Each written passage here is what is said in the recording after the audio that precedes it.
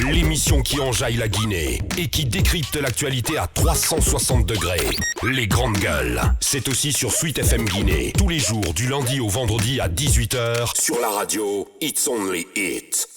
Tous les matins, désormais, vous nous regardez sur Espace TV. Nous partons maintenant au côté du ministère des Mines. Le ministère des Mines, évidemment, d'où nous attend donc Sadou Nimaga, qui va intervenir dans un instant. Bien avant, peut-être la réaction du ministre, Abakar, qui nous a écrit un tôt.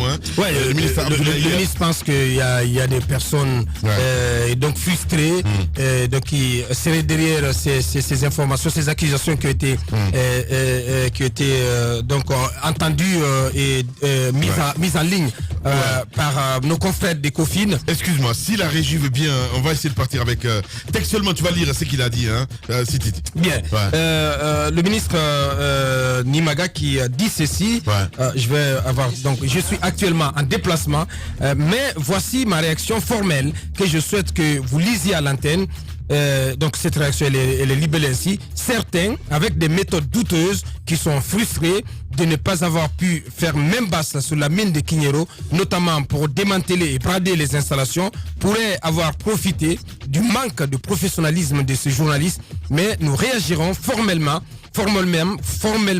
et découvriront ceux qui sont derrière cette diffamation contre le ministère ainsi que leurs complices éventuels. Et nous irons jusqu'au bout, qu'ils sachent qu'ils ne feront rien qui nous intimidera, pas plus que les menaces, y compris de mort, qu'ils ont déjà proférées au cours de ces dernières années pendant lesquelles nous avons assidûment cherché un investisseur capable de relancer la mine de Kignero, même après l'échec de la première procédure, au bénéfice des populations de cette localité qui attendent depuis 5 ans. Oula. Le ministre Abdoulaye Magassou. Très amer, Très amer. Ouais. Donc je pense que c'est tout à fait normal de la part du premier responsable de ce département de réagir. Ce sont quand même des accusations assez graves qui sont portées dans l'article de nos confrères d'Ecofin.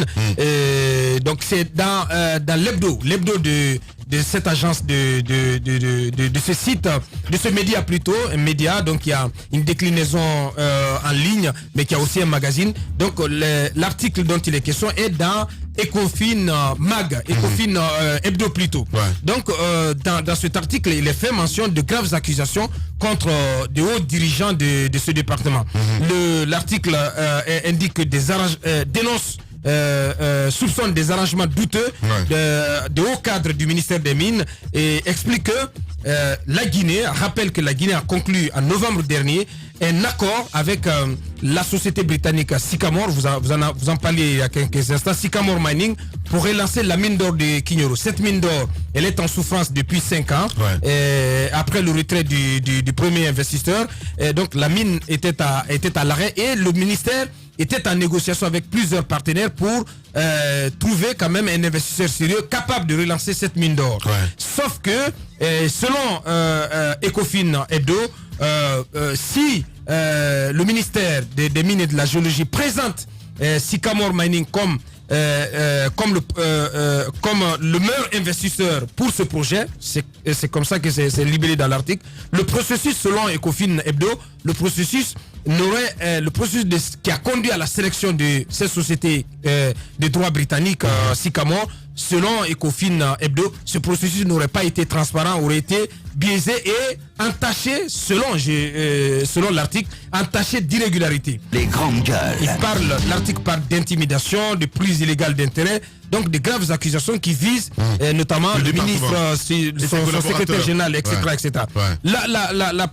Les premiers soupçons, selon nos confrères, porteraient sur le processus d'appel d'offres.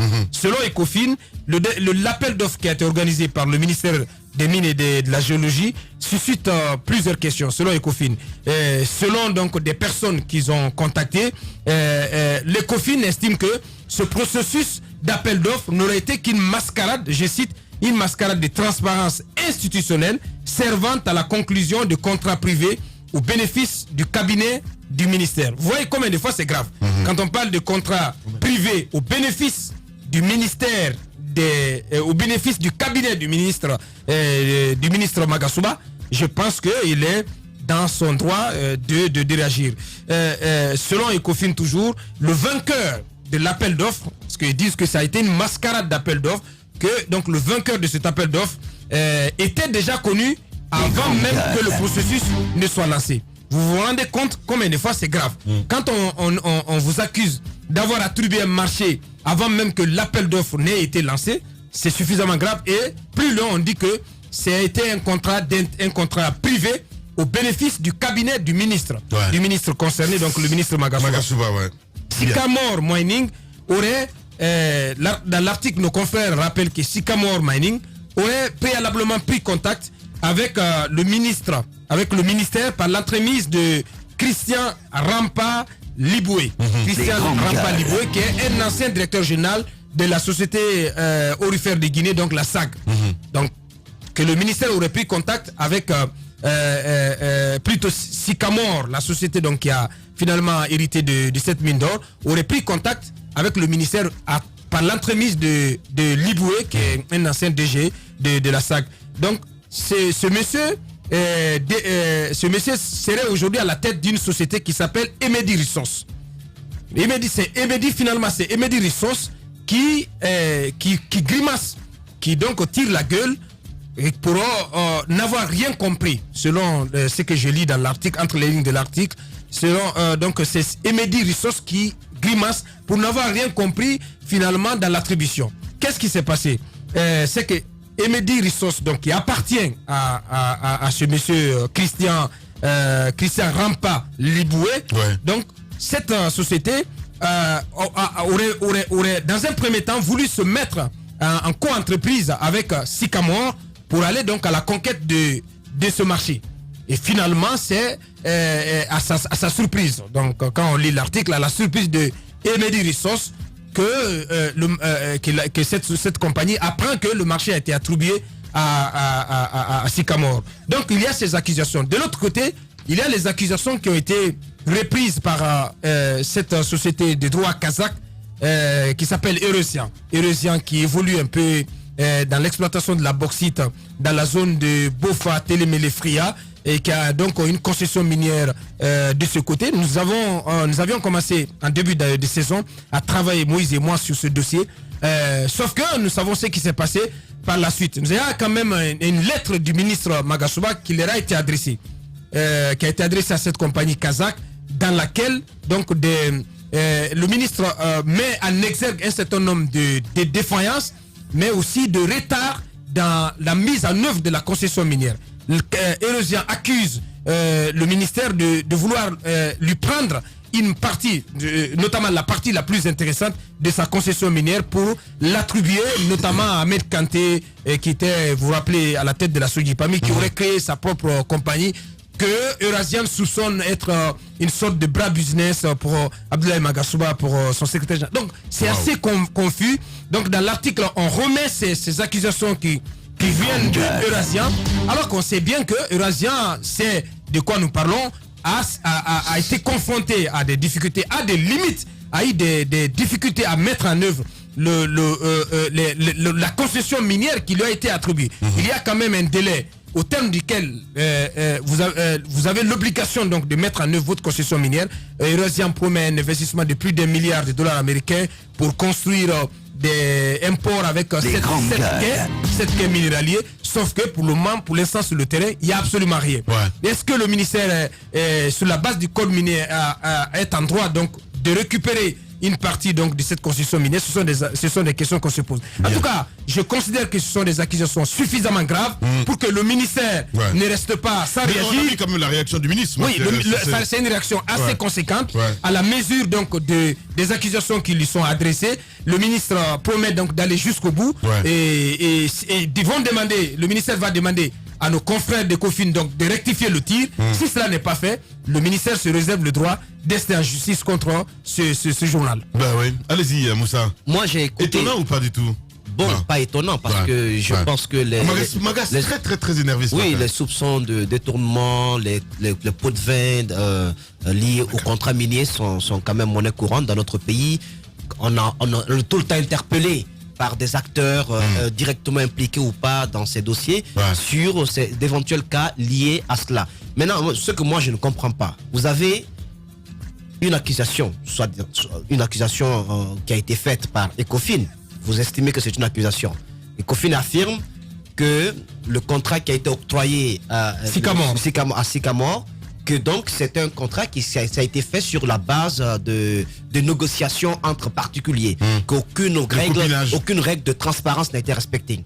Mais le site donne quelques petits détails. L'ancien directeur de la SAG, qui est après devenu consultant, qui a créé son cabinet, a créé sa société de consultants. Donc il a eu des entrées au niveau du cabinet du ministre. Lui, il aurait travaillé donc avec la société qui a bénéficié du contrat de gestion des mines de Kignero. Donc ce serait cet ancien directeur de la SAG qui aurait donc facilité tout cela, donc facilité l'obtention de ce contrat par la dite société. Alors, eux, les concurrents, les sociétés qui ont concouru à cet appel d'offres, notamment Toro Gold et SWR International, disent que grâce à l'entregent de ce monsieur, grâce à son implication, à son accès au sein du cabinet du ministre, tout le processus a été biaisé, ça n'a pas été transparent. Il vous appartient en tant que ministère de donner des détails. Parce que la réaction du ministre, je trouve que c'est tout sauf une explication. Justement, Mohamed. C'est tout sauf une explication. On revient dans un instant. Nous avons en direct ce matin Sadou Nimaga. Les grandes gueules. Bonjour, monsieur Nimaga. Bonjour beaucoup, bonjour les amis des grandes gueules. Bienvenue dans notre émission. Alors ces accusations assez gravissimes de Ecofin Hebdo sur des hauts dirigeants du département des mines en Guinée. Donc quand on parle de hauts dirigeants, on parle forcément du ministre Magasuba et de vous, parce que dans l'article on cite l'adjoint du ministre. Le média met en cause le processus d'appel d'offres et le processus donc d'attribution de ce contrat de reprise des mines d'or de Kignero. Le média parle d'une attribution donc accordée à Sycamore Mining avant même que l'appel d'offres n'ait été lancé. Que répondez-vous? Bon, je voudrais d'abord commencer par vous remercier. Remercier d'avoir lu déjà la réaction de M. le ministre ce matin et surtout de me donner la parole pour qu'au nom du ministère, je puisse quand même éclairer. En fait, pourquoi nous répondons formellement aujourd'hui à la radio, ce dont on n'a pas l'habitude, c'est parce que nous gérons un secteur sensible. Nous sommes en train de travailler depuis plusieurs années à la réforme. Le cœur de cette réforme-là, c'est la moralisation de l'action publique, la crédibilité de ce que nous faisons. Donc si aujourd'hui quelqu'un s'attaque au cœur de cette réforme, il est de notre devoir de répondre parce que ce que nous faisons, nous ne le faisons pas pour nous-mêmes, nous le faisons pour les populations. Si le secteur fonctionne, en tout cas pour nous, nous avançons, on ne recule pas au niveau du secteur. Donc si cela est, si donc le secteur avance, c'est parce que quelque part, nous faisons don de nous-mêmes. Je vais vous dire, il est impossible de faire avancer le secteur minier en prenant des pots de vin, c'est impossible. Le secteur minier, pour ceux qui le connaissent... Monsieur Nimaga, vous allez nous épargner de ces salam alek, excusez-moi du peu, mais allez-y. Oui, mais écoutez, on sait bien comment le secteur minier... Je suis d'accord. Il est en train de réforme, d'assainissement, du cadastre minier, mais quand même, ça. Les soupçons de corruption existent un peu partout. Il vous appartient ce matin de nous dire clairement ce qui s'est passé pour ce cas-ci, puisque c'est quand même des sociétés concurrentes qui sont vraisemblablement à l'origine de l'article qu'a écrit Ecofin. Donc, comment la procédure s'est passée, la procédure d'appel d'offres, quels sont les acteurs qui sont intervenus donc dans ce processus et sur quelle base technique et financière la société Sycamore a été retenue au détriment des autres. Si vous ne m'écoutez pas, on n'avancera pas. Ok? Souffrez de m'écouter. Je vais essayer de vous répondre. Allez-y, monsieur Nimaga, allez-y. Voilà. Si vous m'interrompez chaque fois, vous servirez vous-même, vous ne servirez pas les auditeurs. C'est très important. Donc, je disais que nous travaillons à réformer le secteur. Il faut que vous écoutiez cela. Parce que c'est à cela que je vais en venir finalement. Cette question nous avons, depuis 2014, constaté l'arrêt. Nous avons hérité de cet arrêt de la mine de Kignero par Semafo. Nous avons cherché les repreneurs. Il faut dire que les repreneurs ne se bousculent pas. Pour la reprise de cette mine-là, il n'y en a pas beaucoup. Il y a beaucoup de spéculateurs, des gens qui veulent démentir, comme le ministre l'a écrit, les équipements qui sont là-bas sur le site. Nous avons donc reçu des manifestations d'intérêt d'un certain nombre de sociétés. Ces sociétés, parmi lesquelles il y a d'abord un certain nombre d'acteurs qu'on connaît sur le marché ici, mais nous avons procédé à ce premier appel d'offres qui s'est révélé infructueux parce qu'il n'y avait pas de capacité financière de ceux qui avaient été retenus, qui étaient en tout cas les mieux classés. Nous avons donc essayé d'entamer une nouvelle démarche. C'est dans cette nouvelle démarche que Christian s'est présenté. Nous avons dit qu'il faut un appel d'offres. Christian a envoyé des courriers, il a envoyé des partenaires avec différents acteurs à l'époque. Ces différents acteurs, parmi lesquels il y a SWR, il a ensuite signé avec Sycamore. Après tout cela, nous avons dit que c'est par un appel d'offres, c'est par un processus concurrentiel que cela va se faire. Nous avons demandé de faire des offres formelles. Ces offres formelles ont été déposées et elles ont été examinées. Dans l'offre de Sycamore qui a été déposée, Christian n'en fait pas partie. Et SWR est un des candidats. Il y a le groupement national pour le développement de la Guinée qui a une filiale de société chinoise qui est également acteur, qui est également candidate. Et il y a également Toro Gold, qui est une société connue sur le marché, qui est également candidate. Donc nous avons mis en place une commission d'évaluation qui a fait le travail sans aucune influence ni du ministre de moi-même, ni d'aucune personne, que ce soit de la présidence ou de la primature. Personne n'a été impliqué autrement que les évaluateurs. Il y avait donc dans cette équipe d'évaluation le ministère des Mines et la SOGIPAMI. Nous avons reçu le rapport de cette commission qui a produit un classement et ce classement a mis Sycamore en tête du lot. Donc nous avons fait le travail de manière purement professionnelle. Il n'y a aucune implication. Vous remarquez que dans l'article qui a formulé ces accusations, il n'y a rien de précis, sauf que Christian était dedans. C'est vrai que c'est un ancien directeur de la SAG qui a fait ses preuves là-bas, que nous connaissons, parce que moi je suis membre du conseil d'administration, le ministre est président du conseil d'administration de la SAG. Bien. Sadou Nimaga, donc secrétaire général du ministère des Mines et de la Géologie. Mousta Moïsila. Monsieur Nimaga, vos relations avec l'ancien directeur de la SAG, est-ce que vous confirmez que ce sont de très bonnes relations que vous entretenez avec ce monsieur? Quel rôle de lobbying il a joué dans ce processus-là? Voilà d'où vient tout le soupçon des sociétés qui ont concouru à cet appel d'offres. Christian voulait être parmi les repreneurs de la mine de Kiniero. Nous lui avons dit que la reprise ne se fait que par appel d'offres, par voie de concurrence. Christian n'a pas les moyens à signer avec SWR un accord. Après, je crois qu'il a découvert que SWR n'aurait pas les capacités. Il a voulu signer avec Sycamore également. Et quand SWR a appris cela, SWR, je pense, l'a menacé. Et donc, il a finalement été sorti des deux côtés. Il n'a postulé ni avec SWR, ni avec Sycamore. Mais ça n'engage pas le ministère. Tant que Christian et les différents acteurs, nous n'avons ni de père ni de mère été associés à ces accords qu'il a signés avec ces deux. Seulement que vous dites qu'il est venu vous voir. Seulement que vous dites qu'il est venu vous voir, vos relations avec lui d'abord. Quelles sont vos relations? Est-ce que vous entretenez de bonnes relations avec lui? Et c'est en qualité de quoi il est venu vous voir? En qualité, il portait une société ou il venait juste en tant que démarcheur? Écoutez, Christian, si vous n'écoutez pas encore une fois, vous n'allez rien entendre. Christian est un ancien directeur de l'une des sociétés les plus importantes de la Guinée, la SAG. À ce titre, il était au ministère des Mines, souvent en cette qualité. Quand il a quitté comme directeur, AngloGold l'a pris comme consultant pour la SAG. Il venait au ministère des Mines. Il a exprimé sa volonté de participer à la reprise de Kiniero. On a dit que ce n'est pas interdit d'avoir le vœu de reprendre une mine quelque part en Guinée, c'est normal. Donc il a exprimé cela, mais il n'a pas eu de faveur de la part du ministère. Aucunement, il n'a rien eu comme faveur du ministère des Mines. Aucune faveur du ministère des Mines. Donc s'il avait cette préférence du ministère, peut qu'il l'aurait, parce que dans tous les cas, le gré à gré est possible d'après la loi. On peut demander la délégation au ministère des Finances, ça peut être donné. Il vient nous interdire de le faire s'il a la capacité, mais Christian n'a pas les capacités financières. Il a peut-être les capacités techniques, il ne peut pas avoir la mine de Kiniero. Bien, Monsieur Nimaga, il y a cette lettre datant du 21 décembre 2018 adressée au ministre des Mines, Abdoulaye Magasouba, par Emedi Rissos, appartenant donc à Christian, dans laquelle lettre il est fait état d'une offre conjointe entre la société et son partenaire financier Sycamore Mining, parce qu'on reproche aussi à Sycamore Mining d'être beaucoup plus une société financière que d'avoir plus de capacités financières que techniques.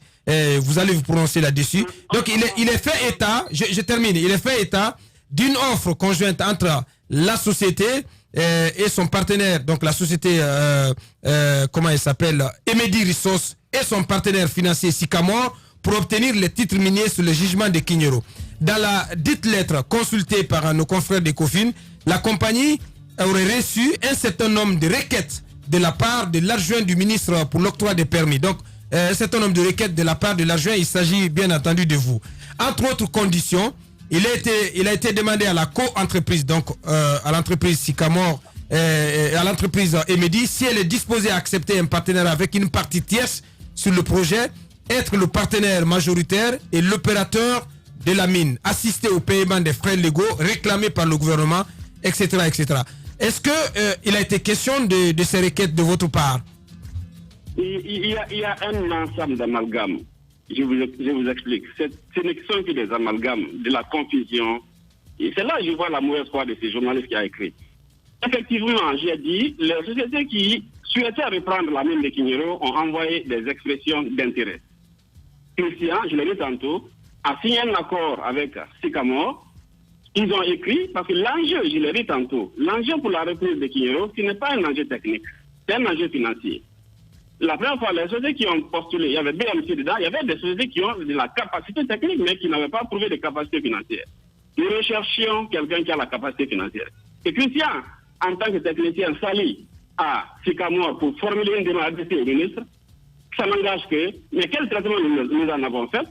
En fait, le traitement qu'on a fait de ça, ce n'est pas d'attribuer à Sycamore ou à Emedi à cause de cela.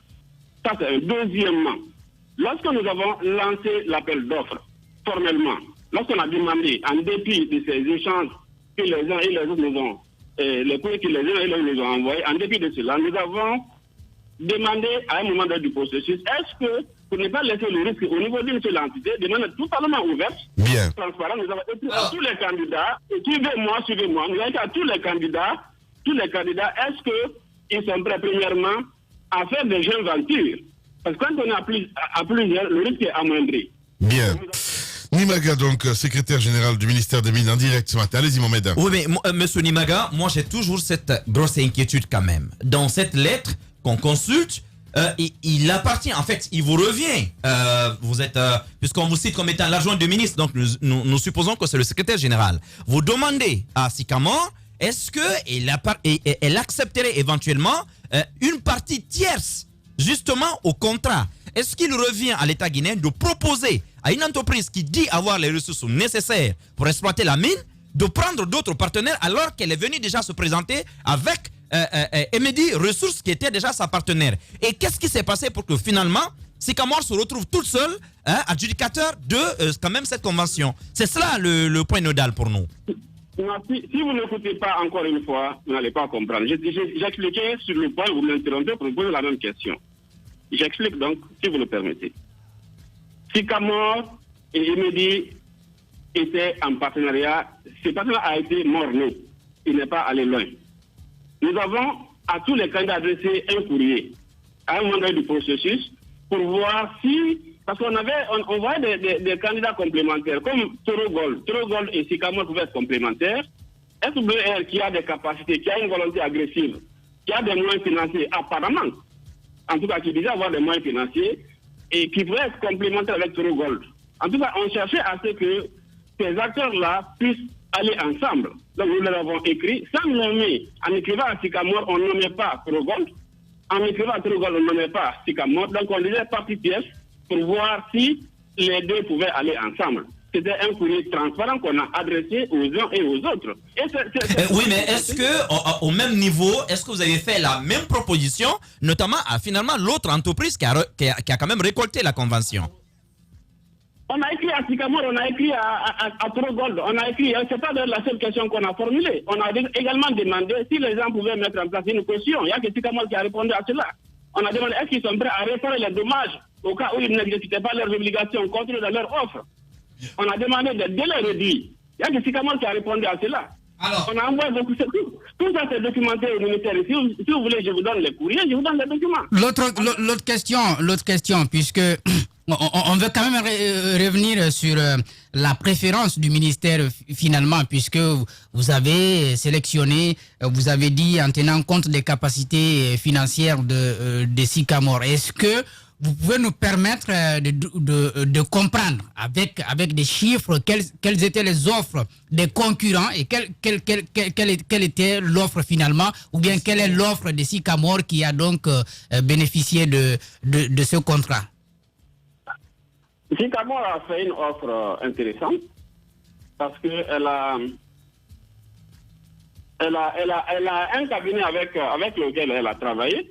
La société avec un cabinet qui a travaillé déjà sur le site, pour Semaco, sur le site. Donc, elle a tous les documents qui permettent la réalisation rapide du projet. Ça, c'est un. Deuxièmement, Sycamore a proposé de faire une étude de faisabilité en 180 jours, alors que Turogol, par exemple, nous a mené à 2024.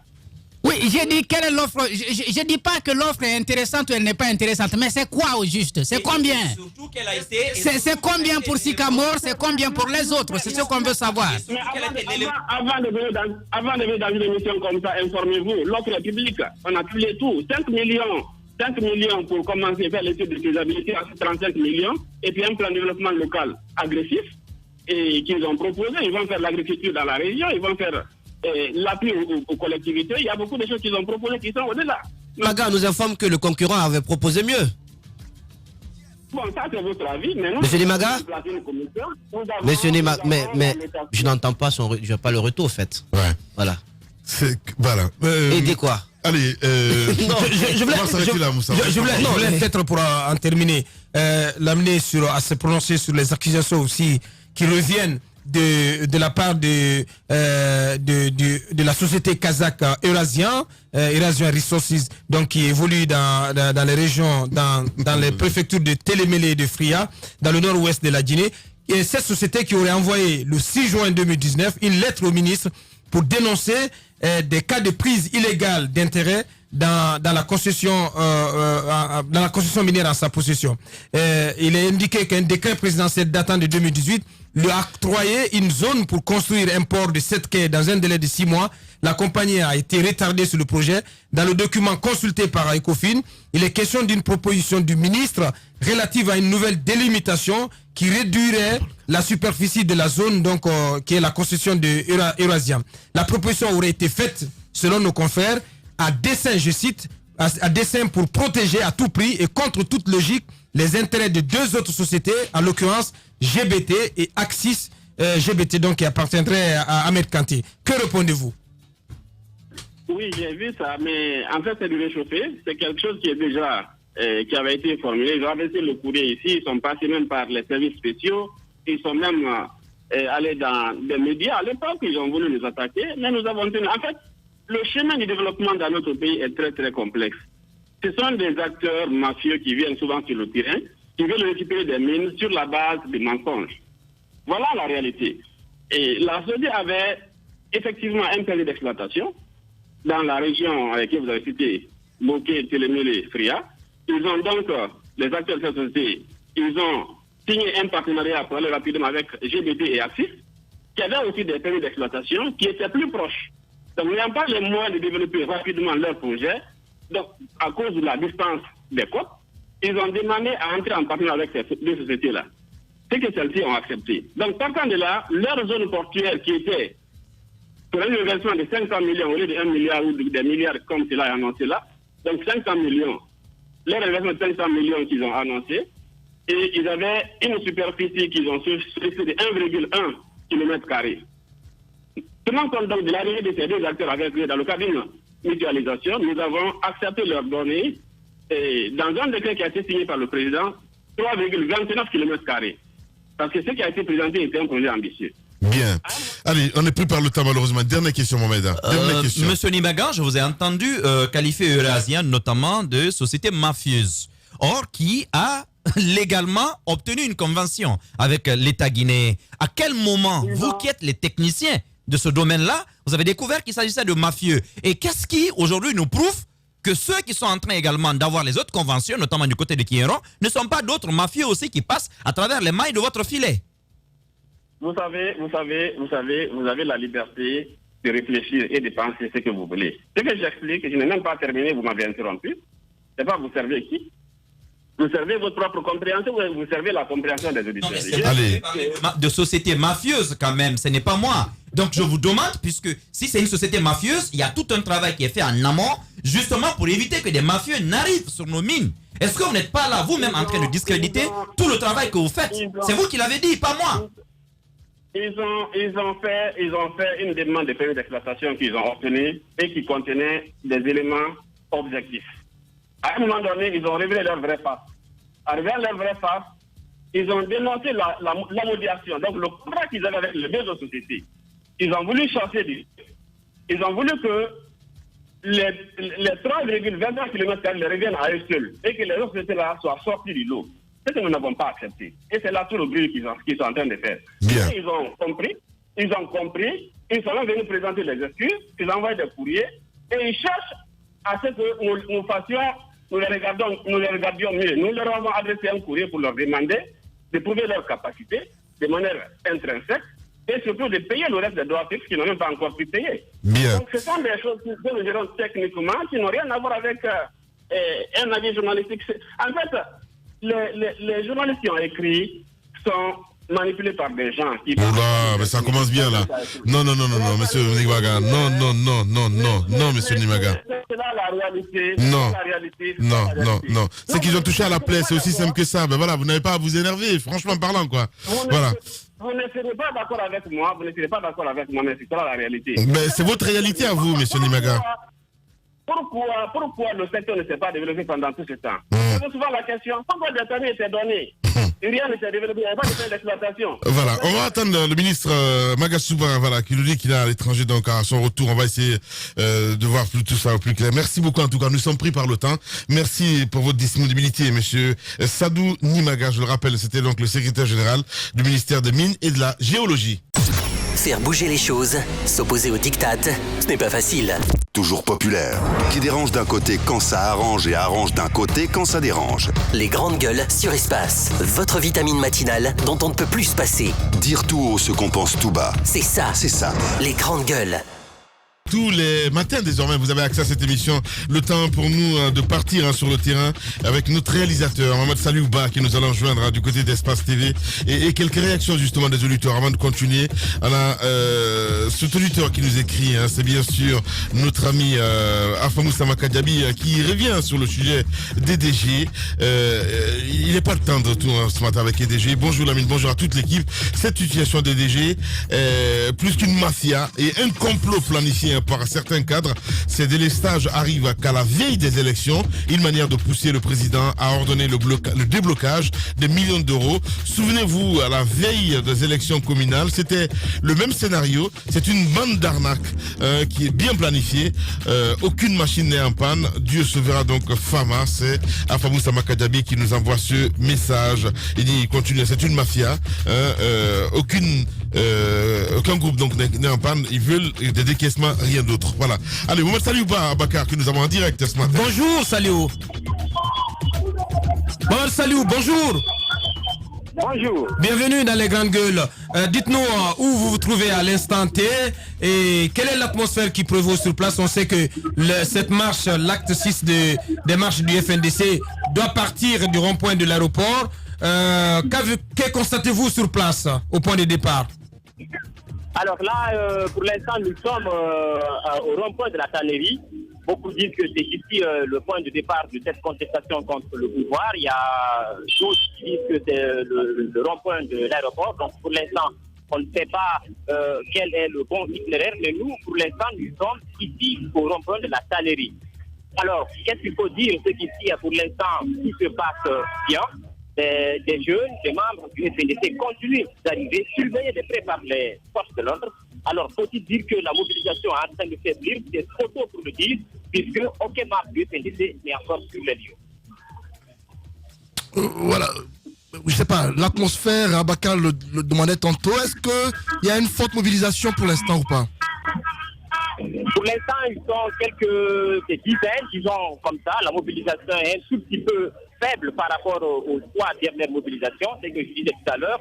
Et il faut dire que la mobilisation est en train de servir. C'est photo pour le dire puisque les membres du FNDC ne sont pas, les leaders du FNDC ne sont pas encore là. Et d'habitude, c'est dans les environs de 12h, 13h qu'ils viennent. Donc certainement, ils viendront avec certaines manifestants. Mais pour l'heure, la mobilisation est impossible de faire. Voilà, Mohamed Saliou Ba, reporter Boeing du côté d'Espace TV. Merci beaucoup Saliou. On va revenir évidemment sur cette manifestation ce soir dans le JT que vous allez suivre d'ailleurs dans un instant le 20h donc avec l'équipe de Moussa Moïsila et sur Radio Espace, c'est Arnaud Béchet que vous allez retrouver.